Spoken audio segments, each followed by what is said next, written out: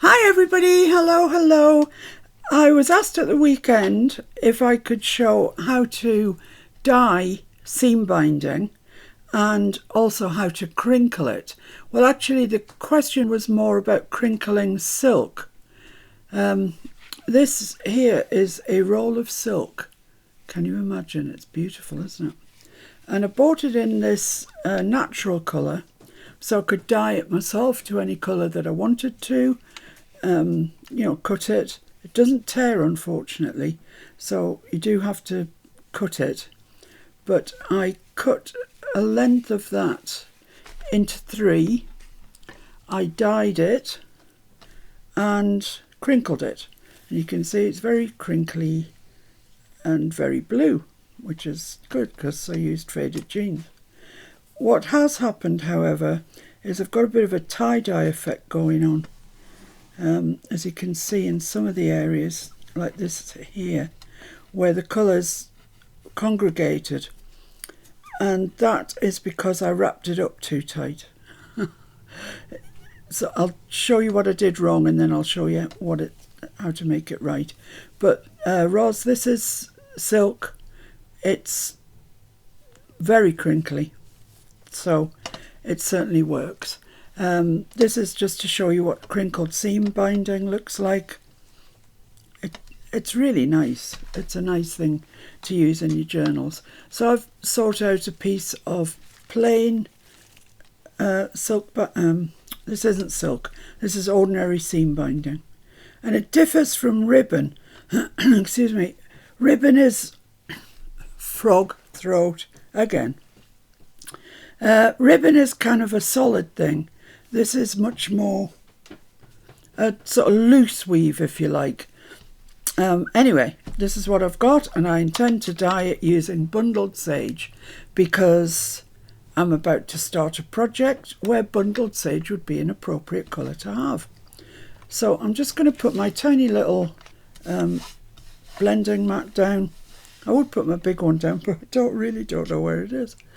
And the first thing I'm going to do is just wet this seam binding.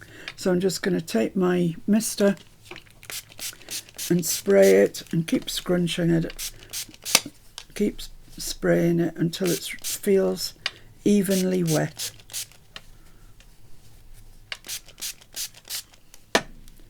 In your hand.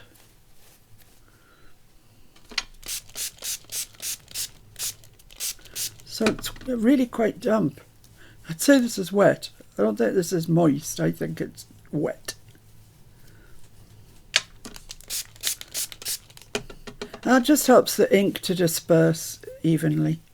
If you've got dry bits, it tends to take the ink a bit more differently than the wet bits.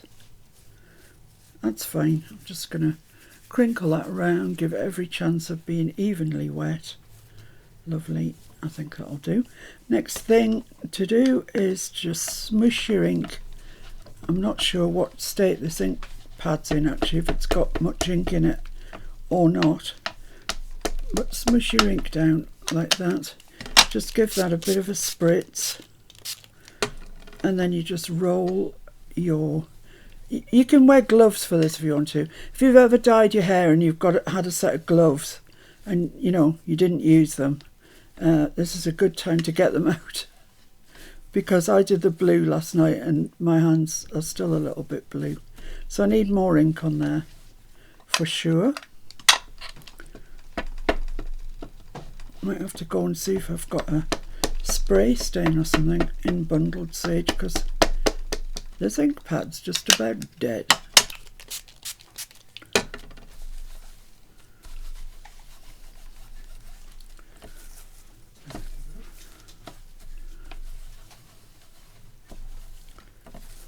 It's going a bit greeny, but actually it's just looking mucky because there's not enough colour.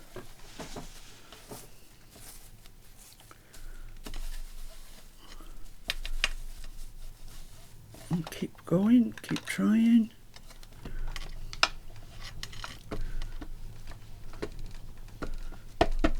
Come on, ink, you can do it.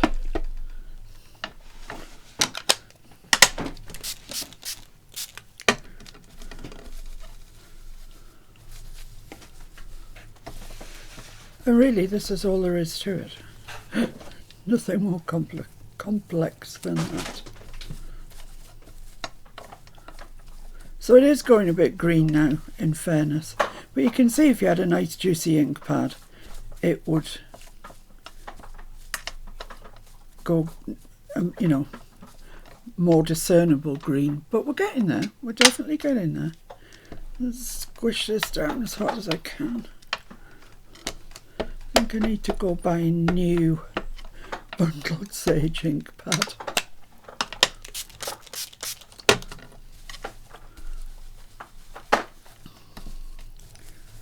Keep turning it over and picking it up, and because it was nice and wet to start with, it picks it up fairly evenly.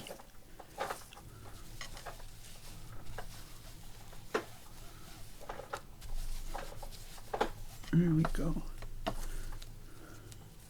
I think that'll just about do. Actually, looks fairly nice. Yeah, okay. So when you think you've got enough, just roll it around in your hand. Let's just try and pick all that up. Forest moss is all up. Forest moss. No, I'll stick with this. It's gone green eventually. Thanks for looking. So you just roll it around. You don't need to squeeze the colour out, the water out of it. You can if you want to, but that's fine. Right. So what I'm going to do now is crinkle it, and there's no magic to it at all. It's just the use of elastic bands. So Mr. F kindly sealed this up for me yesterday. Now I'll have to rip it open. So what I did with the blue, and I think that's where I went wrong, was that I bound it up too tightly. And where the elastic band was, you can see I've been left with the darker colour because it couldn't escape. So I am going to still put this, swizzle the elastic band round this. So crinkle it all up like that, so it's a little ball. Roll it round in your hand and you'll get it really quite crinkly, just like that. And then we're just going to tie it up using the elastic band. Just, oh, the elastic band's a bit big. I just want it to go around twice. Let's see if I've got a small one. Yeah, that yellow one's smaller, look. So it's like a little ball, it's all crushed together. Put your elastic band round like that. Bring it back to the way. There we go, and that's it. That's all you need to do. And just let that dry. Put it on a radiator or something. If you've been very diligent, after a couple of hours, take it out, take the elastic band off, open it up a bit and put the elastic band back on. You'll never get it in the same place, so you'll be all right. And that should hopefully do away with the tie-dye effect we got with this one. I'm still going to use this. I quite like it, actually. But that's it. No secret to it at all. It's what you might say easily McPeasly. And there you have it. You can do it with anything. Silk definitely worked beautifully. But like I say, I think I might have been overzealous with the elastic band. But there we are. That's it. Thanks for watching. See you soon. Bye.